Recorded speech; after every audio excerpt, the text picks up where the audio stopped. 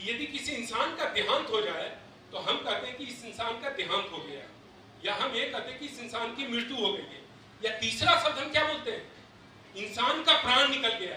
हम कहते हैं कि नहीं कहते? अब आपको मैं बताऊं प्राण होता क्या है। प्राण ऊर्जा की इकाई है। प्राण क्या है? ऊर्जा की इकाई। मतलब आपके शरीर से ऊर्जा निकला और आप मौत को प्राप्त किए। आपके ध्यान में आ रहा है? तो सबसे इंपॉर्टेंट क्या है हमारे शरीर में? ऊर्जा। आपके हार्ट, आपके किडनी, आपके लीवर, सबको चलाने के लिए, आंख, मस्तिष्क, सबको चलाने के लिए क्या चाहिए? ऊर्जा चाहिए। आपके हार्ट के बारे में मैं बताऊं कि 24 घंटा, हम लोग रात में 5 से 6 घंटा सोते हैं। रात में इसको कितना देर सोते हुए देखे आपने? 24 घंटा निरंतर काम कर रहा है। 24 घंटा काम करने के लिए इसको इतनी ऊर्जा की जरूरत है कि उसको कैप्चर करके एक ट्रक में डालेंगे तो ट्रक 32 किलोमीटर चलेगी। आपके ध्यान में आ रहा है कितनी ऊर्जा की जरूरत है? और जब इसको ऊर्जा नहीं मिलेगा तो धीरे धीरे ये डैमेज होगा कि नहीं होगा? आंख को नहीं मिलेगा तो डैमेज होगा कि नहीं होगा? कान को नहीं मिलेगा तो डैमेज होगा कि नहीं होगा? अब ऊर्जा हमारे शरीर में कैसे बनता है उस पर मैं आपके ध्यान में लाता हूं। हमारे शरीर में ऊर्जा का मुख्य स्रोत होता है चीनी, शुगर। आपके ध्यान में आ रहा है? हमारे शरीर में ऊर्जा का मुख्य स्रोत होता है शुगर। और खाना हम कुछ भी खाएं, खाने का मोटे तौर पे 2 भाग होता है। एक भाग होता है जिसमें प्रोटीन, विटामिन, मिनरल्स होता है, और दूसरा भाग होता है जिसमें केवल और केवल कार्बोहाइड्रेट होता है। प्रोटीन, विटामिन, मिनरल्स को हम पोषक तत्व कहते हैं, और दूसरा भाग होता है केवल कार्बोहाइड्रेट। कार्बोहाइड्रेट खाना खाने के बाद, पचने के बाद, अभी हम लोग ने खाना खाया और धीरे धीरे पच रहा है तो हमें देखेंगे उबासी आ रहा है। क्यों उबासी आ रहा है? क्योंकि कार्बोहाइड्रेट शुगर बन रहा है। आपके ध्यान में आ रहा है? कार्बोहाइड्रेट शुगर बन रहा है। तो हमारे शरीर के अंदर में कार्बोहाइड्रेट शुगर बनता है, और शुगर से एनर्जी कैसे बनता है? हमारे शरीर में एक छोटा सा अंग है, छोटा सा अंग लीवर के ठीक नीचे है, उसको हम लोग कहते हैं पैंक्रियाज, हिंदी में कहते हैं अग्नाशय। उसमें मोटे तौर पे 4 प्रकार के सेल्स होते हैं, alpha cell, beta cell, delta cell, gamma cell. पर यहाँ पे चर्चा का विषय रहेगा बीटा सेल्स। बीटा सेल का काम है इंसुलिन निकालने का, और इंसुलिन का काम होता है हमारे ब्लड से शुगर को लेकर सेल्स में पहुंचाने का, क्योंकि एनर्जी किसको चाहिए? एनर्जी सेल्स को चाहिए। अब दूसरा हम लोग सांस ले रहे हैं, क्या ले रहे हैं सांस में? मुख्यतः ऑक्सीजन। तो ऑक्सीजन को हम लोग प्राणवायु कहते हैं, कहते कि नहीं कहते? ऑक्सीजन को भी कॉल इट प्राणवायु, हिंदी में प्राणवायु कहते हैं। और प्राण का मतलब मैं आपको पहले समझा दिया हूं कि ऊर्जा की इकाई है। मतलब प्राणवायु का मतलब क्या हुआ? कहीं ना कहीं इसका ऊर्जा से सीधा संबंध है। अब हमने ऑक्सीजन लिया और हमारे ब्लड में हेमोग्लोबिन है, आपने नाम सुना है? हेमोग्लोबिन। हेमोग्लोबिन का काम होता है हमारे ब्लड से ऑक्सीजन को लेकर सेल्स में पहुंचाने का। तो आप देखेंगे इंसुलिन का काम है ब्लड से शुगर को लेकर सेल्स में पहुंचा दिया, और हेमोग्लोबिन ब्लड से ऑक्सीजन को लेकर सेल्स में पहुंचा दिया। शुगर अपने आप में एनर्जी नहीं है, शुगर को टूटना पड़ेगा, ब्रेक डाउन होना पड़ेगा, जिसको मेडिकल टर्म्स में हम लोग कहते हैं मेटाबोलाइज। तो शुगर को तोड़ने का काम ऑक्सीजन करता है। अब आपके ध्यान में आ रहा है कि ऑक्सीजन को प्राणवायु क्यों कहते हैं? शुगर को तोड़ने का काम ऑक्सीजन करता है, पहली बात। दूसरी बात, शुगर में 3 एलिमेंट है, इसको ध्यान से समझेंगे। शुगर में 3 एलिमेंट है, कार्बन, हाइड्रोजन, ऑक्सीजन। शुगर में 3 एलिमेंट है, कार्बन, हाइड्रोजन, ऑक्सीजन। तो हमने जो बाहर से ऑक्सीजन लिया और शुगर का ऑक्सीजन आपस में मिलकर एनर्जी बनता है। अब आपके ध्यान में आ रहा है ऑक्सीजन को प्राणवायु क्यों कहते हैं? हमने बाहर से ऑक्सीजन लिया और शुगर का ऑक्सीजन आपस में मिलकर एनर्जी बनता है। हमने बाहर से ऑक्सीजन लिया और शुगर का हाइड्रोजन आपस में मिलकर पानी बनता है। जब सुबह सुबह आप साइकिल चलाएंगे, दौड़ लगाएंगे, तो आप देखेंगे कि पसीना गिरता है कि नहीं गिरता है? उसी समय पसीना क्यों गिरता है? कभी आपने सोचा कि जब हम शारीरिक मेहनत करते हैं उसी समय पसीना क्यों गिर रहा है? इसके लिए कि जितना हम मेहनत करेंगे, शारीरिक मेहनत, उतना एनर्जी की जरूरत होगी, और जितना एनर्जी की जरूरत होगी उतना शुगर ब्रेक डाउन होगा, और जितना शुगर ब्रेक डाउन होगा, शुगर में 3 एलिमेंट है तो 3 चीजों में परिवर्तित होगा।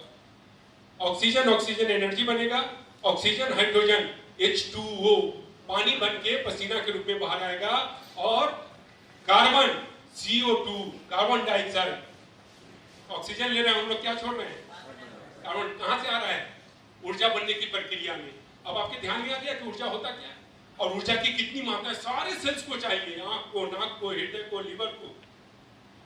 अब किसी कारण से इंसुलिन का बनना कम जाए या इंसुलिन सही तरीके से उपयोग ना हो तो हमारे ब्लड में शुगर बढ़ना शुरू हो जाएगा कि नहीं हो जाएगा? क्योंकि इंसुलिन का काम था हमारे ब्लड से शुगर को ट्रांसपोर्ट करने का, पर किसी कारण से इंसुलिन का बनना कम जाए या इंसुलिन का उपयोग सही तरीके से ना हो तो दोनों परिस्थिति में ब्लड से शुगर सेल्स में नहीं जाएगा और ब्लड में जो शुगर बढ़ता है उसको डायबिटीज कहते हैं। पर हम यहाँ पे इस बात को समझने के लिए नहीं आए, हम यहाँ पे इस बात को समझने के लिए आए हैं कि ब्लड में जो शुगर बढ़ रहा है वो तो डायबिटीज का महज प्रमाण है। परिणाम क्या है? परिणाम है कि हमारे शरीर को जितनी ऊर्जा की जरूरत थी अब उतनी ऊर्जा नहीं मिल पा रही है। ऐसे परिस्थिति में हमारा हार्ट, हमारा किडनी, हमारा लीवर, हमारे आंख की देखने की क्षमता, हमारे कान की सुनने की क्षमता, हमारी शारीरिक क्षमता काम करने का घटेगा कि नहीं घटेगा? प्रभावित होता है कि नहीं होता है? डायबिटीज वाले को आप देखते हैं उनकी क्षमता प्रभावित होना शुरू हो जाता है। तो इंसुलिन का बनना क्यों कम जाता है? इंसुलिन के बनने के पीछे आज से 50 साल पहले केवल 3 कारण था, पर समय के अंतराल के साथ उसमें 2 कारण और ऐड हुआ। तो 3 कारण पहले था, उसमें पहला कारण है अनुवांशिकी, दूसरा कारण अनुवांशिकी सब लोग समझ रहे हैं, माता पिता दादा दादी। दूसरा कारण है शारीरिक श्रम में कमी आना। शारीरिक श्रम में कमी आए कि नहीं आए? हम लोग कितनी बार लिफ्ट से जाते आते हैं या सीढ़ी से आते जाते हैं? ज्यादातर हम लोग लिफ्ट से आते जाते हैं। शारीरिक श्रम में कमी आना। और तीसरा है तनाव। पर इस 3 के अलावा 2 कारण ऐड हुआ है कि हम जो खाना खा रहे हैं, रोटी चावल दाल सब्जी, आज के दिन में उसमें पोषक तत्वों की कमी हो गई है और विशेषकर माइक्रोन्यूट्रिएंट्स। मैं नाम लेके बताऊंगा आप लोगों को, क्रोमियम, सेलेनियम, वैनेडियम, ये 3 माइक्रोन्यूट्रिएंट्स हमारे पैंक्रियाज को हेल्दी रखने के लिए बहुत इंपॉर्टेंट है। पर आज के दिन में आप अपनी मिट्टी का टेस्ट कराएंगे तो मिट्टी में नहीं मिलेगा क्रोमियम, सेलेनियम, वैनेडियम। और जब मिट्टी में नहीं रहेगा तो हमारे खाने में आ पाएगा? ऐसा उनको जगा देंगे। आपको मैं बताता हूं, आज सोने का वक्त नहीं है, हम संक्रमण काल से गुजर रहे हैं। हम लोग कौन से काल से गुजर रहे हैं? हाँ, यदि हम सो गए तो एक दूसरा अभिमन्यु पैदा होगा। आप लोग चाहते हैं एक दूसरा फिर से इतिहास रिपीट हो? हम इतिहास को नहीं दोहराएंगे, हम भारतीय वंशज हैं, अब हम गलती को नहीं दोहराएंगे भाई। एक गलती तो हम लोगों ने किया था, याद है आप लोग मन्नू की चर्चा? तो खाने में पोषक तत्व की कमी हो गई है और जो माइक्रोन्यूट्रिएंट्स है, जानते कितना चाहिए? क्रोमियम, सेलेनियम, वैनेडियम एमसीजी में चाहिए। एमसीजी का मतलब होता है ग्राम, आप लोग सब समझते हैं? एक ग्राम का 1000वां भाग मिलीग्राम होता है और 1 मिलीग्राम का 1000वां भाग माइक्रोग्राम होता है। आप समझ रहे हैं? इतना अपन आपके पैंक्रियाज को चाहिए हेल्दी करने के लिए, पर जब मिट्टी में नहीं है तो हमारे खाने में आ पाएगा? और ये मैं नहीं बता रहा हूं, national institute of nutrition Hyderabad, जो भारत सरकार का ही संस्था है, हमारा तो अपना रिसर्च है ही, पर बाद में नेशनल इंस्टीट्यूट ऑफ न्यूट्रिशन ने भी इस बात को सब्सटेंशिएट किया कि हाँ, हमारे खाने में माइक्रोन्यूट्रिएंट्स की कमी हुई है। अच्छा, खाने में जो पोषक तत्व की कमी हुई है उसमें हम सारे लोग आ गए कि नहीं आ गए? ये चौथा कारण है। और 5वां कारण है हमारे शरीर में टॉक्सिन लेवल का बढ़ जाना। टॉक्सिन बढ़ने का मुख्य कारण क्या है मालूम है आपको? टॉक्सिन हमारे शरीर के अंदर में जब भी शुगर एनर्जी में बनता है, मतलब कोई केमिकल रिएक्शन होगा तो हमारे शरीर में टॉक्सिन बनता है। तो शरीर के अंदर जो टॉक्सिन बनता है हमारे ईश्वर को मालूम है, तो उन्होंने इसके लिए बाकायदा व्यवस्था किया है। पर आज के दिन में इंसान कि शरीर में जितना टॉक्सिन बनता है उससे 10 गुना टॉक्सिन इंसान बाहर से ले रहा है। कहां से ले रहा है? हवा दूषित हुआ है कि नहीं? और हमारे सब्जी और फ्रूट्स पे ज्यादा से ज्यादा केमिकल फर्टिलाइजर हम लोग डाल रहे हैं कि नहीं डाल रहे? और बदलते परिवेश में तनाव ज्यादा हो रहा है कि नहीं हो रहा है? ये 3 मुख्य कारण हैं जिसके कारण टॉक्सिन बनता है। और टॉक्सिन के बढ़ने से नुकसान क्या होता है? जो ही हमारे शरीर में टॉक्सिन का लेवल बढ़ जाता है तो हमारे सेल्स पोषक तत्व को सही तरीके से ऑब्जॉर्ब नहीं कर पाते और हमारे सेल्स का फंक्शन इंपेयर हो जाता है। सेल सही तरीके से सुचारू रूप से काम नहीं कर पाता है। अब आप देखें कि खाने में पोषक तत्वों की कमी हो गई है और दूसरा हमारे टॉक्सिन लेवल बढ़ा हुआ है, तो ऐसी स्थिति में हमारे पैंक्रियाज का जो बीटा सेल है वो लाखों में, कितना बीटा सेल? 10, 20, 25, 50, 100, 1000, कितना में? लाखों में है। पर बीटा सेल डीजेनरेट होना शुरू हो गया, बीटा सेल का नंबर घटना शुरू हो गया। और जब बीटा सेल का नंबर घटेगा तो इंसुलिन पर्याप्त रूप से निकल पाएगा? इंसुलिन पर्याप्त रूप से नहीं निकल पाएगा। तो ये पहला कारण है। दूसरा कारण कि इंसुलिन सही तरीके से उपयोग नहीं हो पाता है। तो इंसुलिन सही तरीके से उपयोग नहीं हो पाने का आज से 50 साल पहले केवल एक कारण था, वो था हमारे ब्लड में कोलेस्ट्रॉल लेवल का बढ़ जाना, ब्लड में कोलेस्ट्रॉल लेवल का बढ़ जाना। पर आज के दिन में इंसुलिन सही तरीके से उपयोग नहीं हो पा रहा है। तो यहाँ पे भी दो कारण ऐड हुआ है, जिसमें पहला है हमारे शरीर में, हमारे ब्लड में एसिडिटी का बढ़ जाना। एसिडिटी आप समझ रहे हैं? एसिडिटी को हम लोग हल्के में लेते हैं, हमें मालूम ही नहीं है कि एसिडिटी के बढ़ जाने से इंसुलिन सही तरीके से उपयोग नहीं हो पाता है। और इंसुलिन के एसिडिटी के बढ़ने का मुख्य कारण क्या है? आज के परिवेश में एसिडिटी जो सबसे ज्यादा हमारे शरीर में बढ़ रहा है, उसका मुख्य कारण क्या है मालूम है आपको? ये कारण बात बात में हम लोग क्या करते हैं, खुद पिएंगे या अपने दोस्तों को भी पिलाएंगे। अभी आपने चाय पिया और आधे घंटे के बाद आपके दोस्त घर पे आता है, तो अकेले उसको चाय पिलाएंगे या कंपनी देंगे? अब देखिए, और हमें मालूम ही नहीं कि एसिडिटी के कारण हमारे इंसुलिन सही तरीके से उपयोग नहीं हो पाता है। तीसरा कारण है टॉक्सिन। टॉक्सिन भी यदि बहुत ज्यादा बढ़ जाता है तो इंसुलिन सही तरीके से उपयोग नहीं हो पाता। अब देखें कि डायबिटीज को लाइलाज क्यों कहा जाता है? डायबिटीज को लाइलाज क्यों कहा जाता है?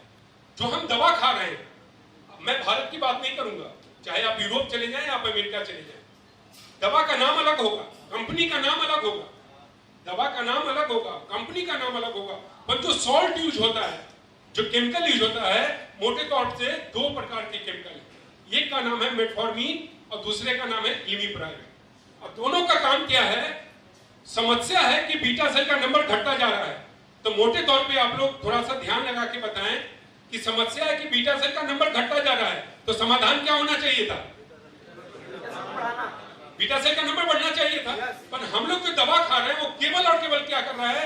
जो बचा हुआ बीटा सेल है उसको हैमर करता है, उसको हैमर करेगा कि तुम ज्यादा से ज्यादा इंसुलिन निकालो, और उस प्रक्रिया में भी बीटा सेल का नंबर घटता जा रहा है। तो ऐसी स्थिति में हम लाइफ लॉन्ग डायबिटिक रहेंगे कि नहीं रहेंगे?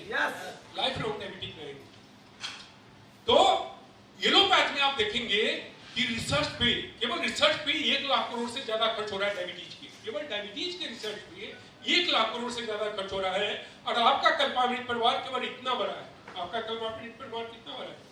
हमने 100 करोड़ भी खर्च नहीं किया है रिसर्च पे, जबकि वहां पे एलोपैथ में 1 लाख करोड़ से ज्यादा करोड़ रिसर्च करने के बाद भी उन लोगों ने बीटा सेल को रीजनरेट नहीं कर पाया। और हम लोग छोटा सा परिवार है कि नहीं? हमारा बहुत छोटा सा परिवार है। आज के दिन में भारत के प्रदेश में अभी भी हमें कौन जानता है? बहुत कम लोग जानते हैं। अभी भी हमें बहुत दूर जाना है। उसके बाद भी हमने रिसर्च चलाया और हमने रिसर्च करके एक प्रोडक्ट लाया। जो प्रोडक्ट आप देखेंगे तो दवा नहीं है, उसका नाम है कल्पामृत। का पर्यायवाची क्या है? जो लोग हमारे परिवार के पहले से सदस्य हैं, तो कल्पामृत का पर्यायवाची क्या है? ये मान।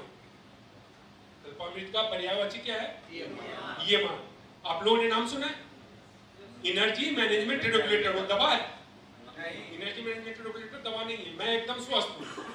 मेरे परिवार में हम 3 सदस्य हैं, मैं हूँ, मेरी वाइफ है और मेरी 22 साल की बेटी है। आप लोगों की शुभेच्छा, स्वामी जी का आशीर्वाद और ईश्वर की कृपा से हम तीनों स्वस्थ हैं। उसके बाद भी हम तीनों EMR का सेवन करते हैं। आज सुबह में जब हम लोग आए थे यहाँ पे योगा में, तो कितने लोगों ने EMR का सेवन करके आया था?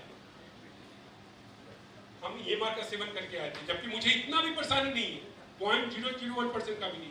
इसका मतलब वो दवा नहीं। अब आप देखिए कि बेसिक डिफरेंस क्या है, जो हम लोग रिसर्च में सक्सेस हो पाए और लाखों करोड़ रुपया खर्च करने के बाद भी लोग सक्सेस नहीं हो पाया। तो बेसिक डिफरेंस को समझिए। There are 2 words, one is chemical. Chemical से हम सब लोग वाकिफ हैं, है कि नहीं वाकिफ?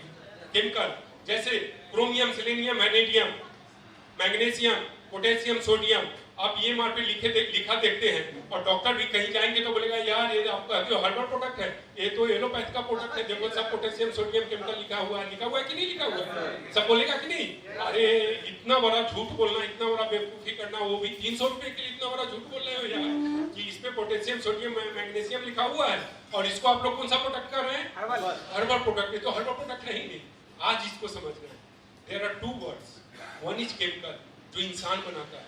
और दूसरा वर्ड है, मेरी बात को ध्यान से समझेंगे, फाइटोकेमिकल, PHYTO। ये